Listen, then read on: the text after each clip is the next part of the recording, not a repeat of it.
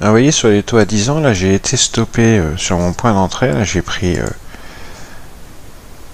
ce point-là, là, ce support dans le carnet à l'achat tout à l'heure, vers 15h30. On est bien monté, hein. Je faisais un beau PNL, j'aurais pu sortir en tant que scalper. J'ai préféré attendre parce que je vise plus haut. On est revenu me stopper à mon point d'entrée et je rachète la zone parce que j'observe exactement la même chose que tout à l'heure, c'est-à-dire une très très grosse absorption des ventes au marché, et on a eu une sorte de flipping ici, vous voyez.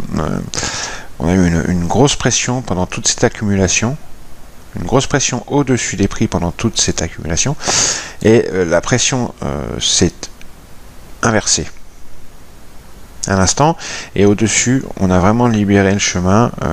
Il y avait beaucoup plus de liquidité que ça auparavant.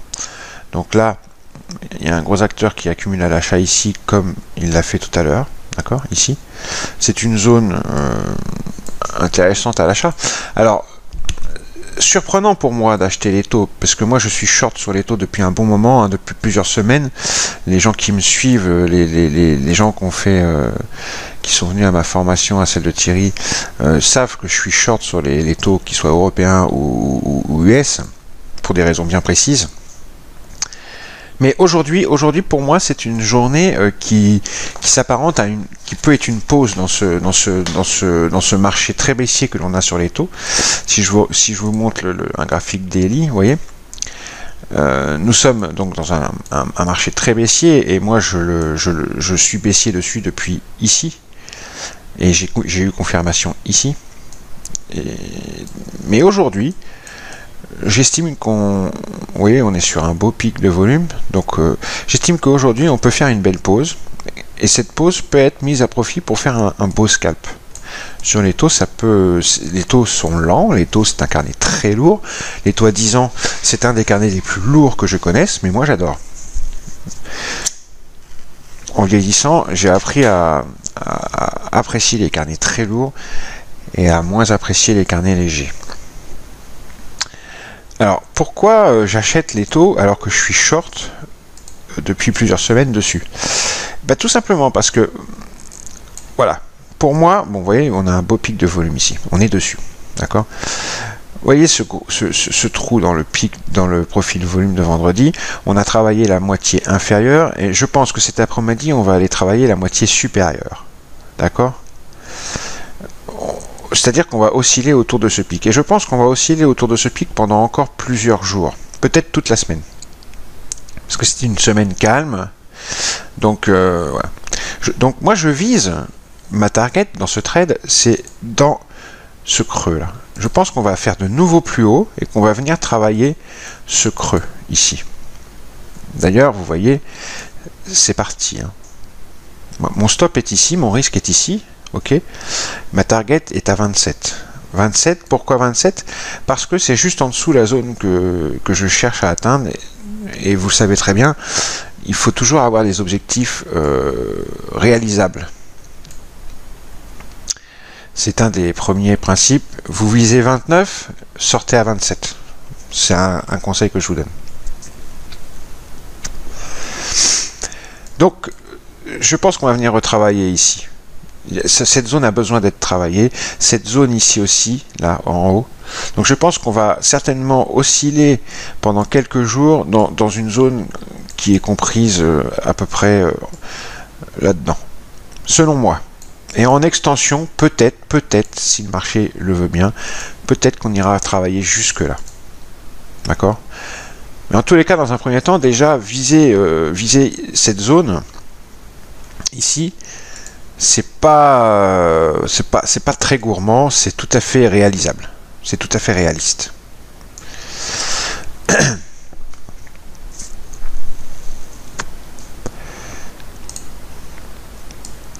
Vous voyez ce market profile de la session cash qui est extrêmement bien balancé. Hein, nous sommes dans une valeur acceptée par le marché. Ça c'est la session overnight. Et on est en train durant cette session cash, d'osciller autour de ce pic TPO et ce pic volume que l'on a fait durant la session overnight.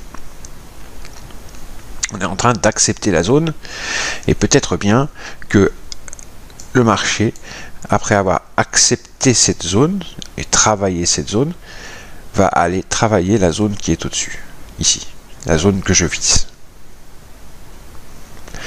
En gros, moi ce que je vise, c'est ici, quoi. Je les attends ici.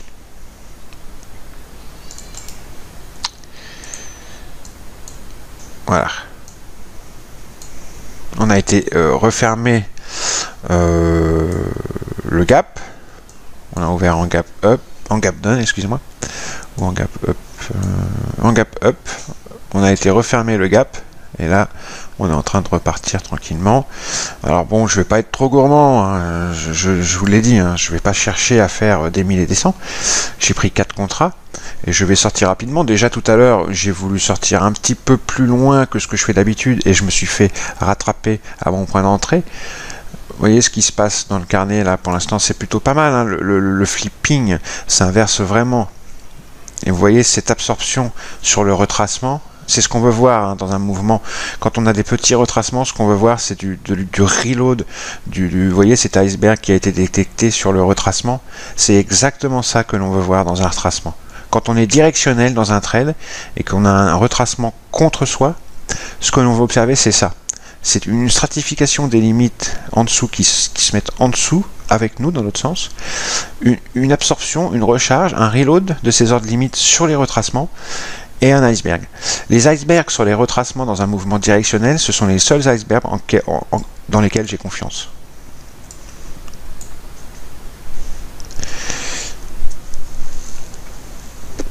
Bon, on va laisser courir ce trade et à tout à l'heure pour le management de la sortie du trade. Voilà, moi je vais pas jouer les gourmands plus que ça. On va commencer à arriver dans ma zone de vente qui est comme par hasard la zone que je vise. D'accord, c'est par ici.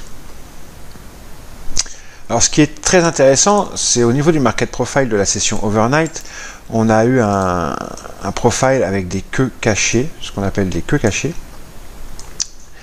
Et les queues cachées, lorsque l'on met le market profile en developing, ça démontre une forte intention, notamment à l'achat, là, parce que ce sont des queues cachées acheteuses. Toute la session overnight, nous avons eu la succession de 3 ou 4 queues à l'achat cachées, que l'on voit si on met en draw developing, ce qui démontre un momentum haussier assez puissant, ce qui démontre l'entrée à ces endroits-là, à chaque fois, d'acteurs fortement capitalisés. Seuls des acteurs fortement capitalisés peuvent provoquer ces queues cachées à l'intérieur d'un profil. Vous voyez dans le carnet, nous sommes en train de remonter en haut de la balance, d'accord, avec une belle pression au bid, du spoofing parfois même. Je pense que je vais sortir par ici. J'attends encore un petit peu. Je suis patient sur ce trade. Nous sommes sur les taux à 10 ans. Il faut être patient. Mais regardez la session cash par rapport à la session Globex. Si je la mets en draw developing, ça ne donne pas grand chose. C'est on appelle ça une open indécise. Et nous sommes dans un marché, une open balancée, un marché balancé. Ne cherchons pas à être trop directionnel. Cherchons à vendre le haut de la balance si on a acheté en bas de la balance, mais plus, ça serait très, très ambitieux. Alors, je l'ai dit tout à l'heure, moi, mon ambition, ça aurait été ici. Seulement, je ne vois pas l'intention pour l'instant d'y aller. Dans tous les cas, tant qu'on reste sous les 125, 24, 24,5 ici, je pense qu'on va avoir du mal. Mais bon, ce qu'on a vu ici sur ce retracement, en tous les cas, c'est un très bel exemple. Lorsque l'on est dans un trade directionnel, c'est un très bel exemple de ce que l'on veut voir sur les retracements. Absorption, recharge des ordres limites, iceberg éventuellement, et là on en a eu un. Alors là on attaque, hein, dans le carnet, on voit qu'on attaque le niveau tout à l'heure qui nous a fait défaut, qui est en fait la VAH volume du jour, ici. Hein. On va mettre le carnet à côté. Et on voit qu'on va arriver dans de la liquidité ici. D'accord. Donc ici, fatalement, les prix vont ralentir. Donc ça sera notre sortie. On va sortir ici. Vous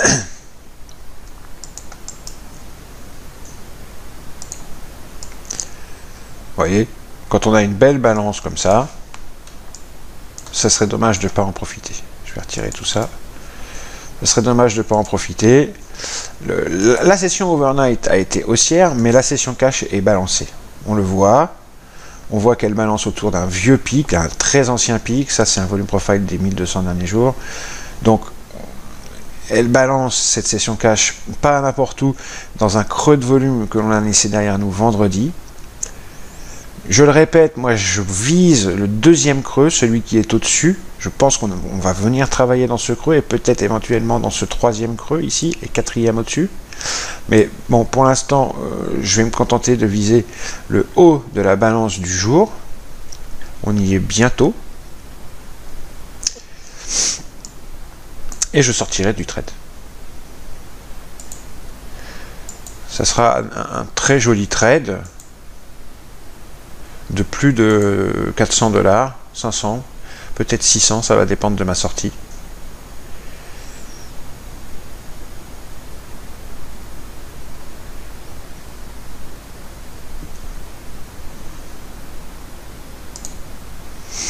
Vous voyez, on arrive vraiment dans une zone où il faudra penser à vendre, quoi.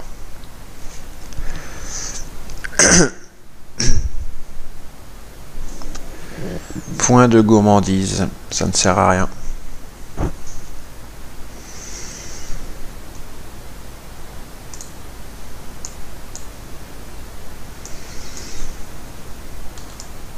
Ça va correspondre à ma zone de vente.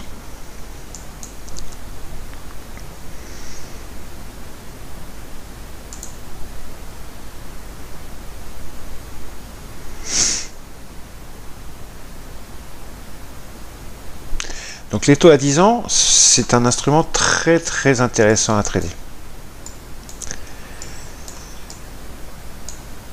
Vous avez le temps de réfléchir à votre entrée, vous avez le temps de réfléchir à votre sortie. Les patterns order flow que l'on observe dans le carnet et dans le TEP sont efficientes. Il y a énormément de volume, énormément de liquidité, énormément d'acteurs professionnels sur ce type d'instrument. C'est très intéressant à traiter.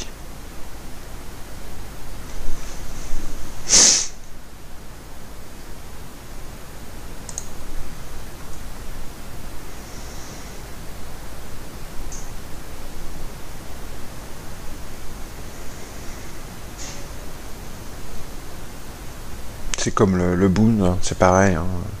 C'est un petit peu moins nerveux que le Boon, enfin les taux à 10 ans en tous les cas. Mais c'est un peu le même genre de comportement. Et c'est un peu le même genre d'acteur, sauf que bon, c'est aux US. Le Boon est en Europe.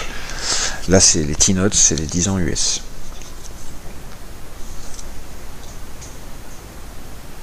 A tout à l'heure pour la sortie. Alors, on va me sortir mon premier contrat, là. J'espère, en tous les cas.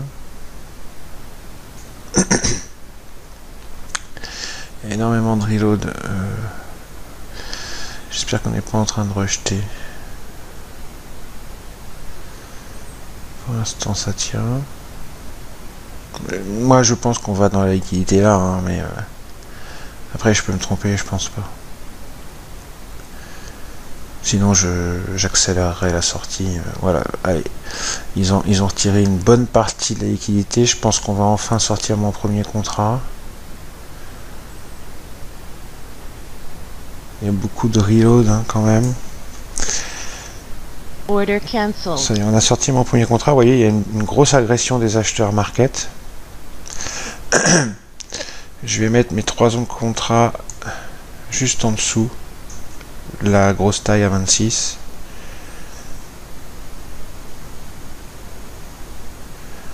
Je les ai pas encore déplacés. Je vais peut-être le faire, c'est pas sûr. Pour l'instant, je pense qu'on est bien parti.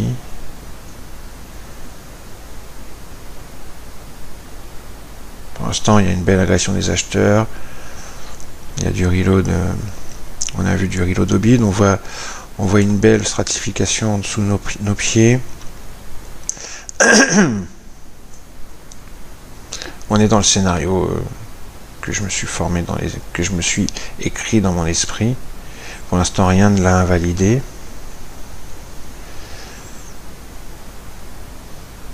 Du reload au bid. Voilà.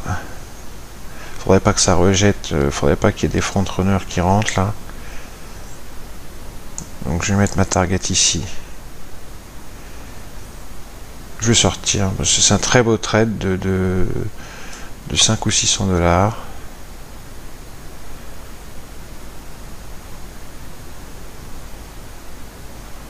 Il n'y a rien qui frappe l'asque pour l'instant. Allez.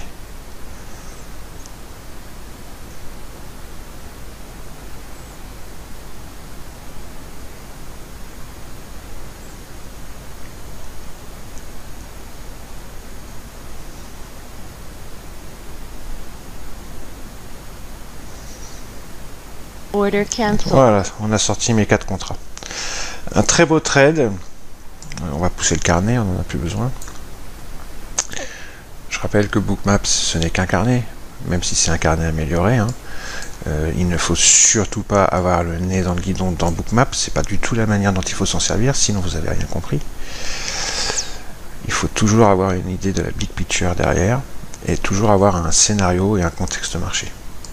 Donc voilà, on est en train de remonter dans le haut de la balance. Est-ce qu'on va faire des nouveaux plus hauts pour aller travailler plus haut? Je ne sais pas. Moi, mon trade est fait. Hein. Très joli trade. Très joli trade. Je voulais vous montrer un truc qui était... Bon, alors ça, c'est un outil qui n'est pas forcément indispensable, mais pour les passionnés de microstructure, c'est bien foutu. Franchement. Vous voyez, moi, j'ai acheté ici. Alors, moi, je l'ai vu dans mon carnet, cette zone. J'ai pas eu besoin d'Auction Dashboard pour me montrer que cette zone absorption, cette zone de forte absorption des ventes au marché, ces icebergs, quand on est revenu dessus, pareil, zone de forte absorption. Quand on a fait ce retracement, zone de forte absorption des ventes marché ici. Bon. Mais ce qui est, vous voyez, ça continue, le momentum aussi continue. Ce qui est intéressant avec Auction Dashboard, c'est pour les passionnés de la microstructure, c'est que ça vous confirme si vous avez bien observé les bonnes choses. Là, vous voyez, ces niveaux-là, ce sont des niveaux d'agression des acheteurs qui sont tracés. En général, les ordres market agressent et créent des cassures. Et quand on revisite ces endroits, ces zones de cassure, en général, on réagit. Et Auction Dashboard vous trace pas seulement ça, vous pouvez faire tracer n'importe quoi, hein. Mais là en l'occurrence j'ai fait tracer les zones d'agression. Vous voyez, si je vais là, ici, je lui demande de me montrer où les agresseurs sont rentrés. Et en l'occurrence, ils sont rentrés dans cette zone-là, dans cette zone-là et dans cette zone-là. Toute la zone que j'ai travaillé à l'achat. Et c'est assez intéressant. Ça vous, si vous voulez, ça vous montre que ce que vous avez observé par vous-même dans le carnet était vrai. Ça vous corrige quelque part. C'est en ça que c'est intéressant, Auction Dashboard, et vous pouvez tout faire. Hein. Vraiment, c'est une vraie usine à gaz très intéressante. Si je veux voir des zones d'absorption, voilà, je passe sur absorption, et je vois que effectivement, la zone que j'ai achetée, il y avait une très très belle absorption. Ok. Ici aussi, c'est celle-ci que j'ai observée d'ailleurs. J'ai vu celle-ci, j'ai vu celle-ci. C'est très intéressant comme outil pour confirmer ce que vous observez dans votre carnet. J'en reparlerai un peu plus en avant d'Auction Dashboard parce que ça fait longtemps que j'utilise. Je l'ai acheté il y a longtemps. Je l'utilisais plus parce qu'en fait j'avais un problème avec Ninja. Ça y est, j'ai tout désinstallé, tout réinstallé, mon problème est réglé. Donc j'ai à nouveau sorti Auction Dashboard, qui est un outil vraiment pour les passionnés de microstructure. C'est pas un truc qui vous est indispensable. Mais pour les passionnés qui aiment bien voir les choses en détail, qui aiment bien savoir ce qui s'est passé, qui a fait quoi, quels ont été les agresseurs, où ont-ils agressé le marché, si vous avez bien repéré dans votre carnet qui a fait quoi. Ça vous corrige en fait, ça vous dit oui effectivement là tu avais repéré un iceberg, là tu avais repéré une agression, effectivement il y avait bien un iceberg, il y avait bien une agression. C'est en ça aussi que c'est très bien foutu Auction Dashboard. Moi je m'en sers aussi comme ça, ça me valide mes observations, ça me valide et ça me corrige parfois si je me suis trompé. Allez ciao, c'était un swing intraday sur les T-notes sur les taux à 10 ans US.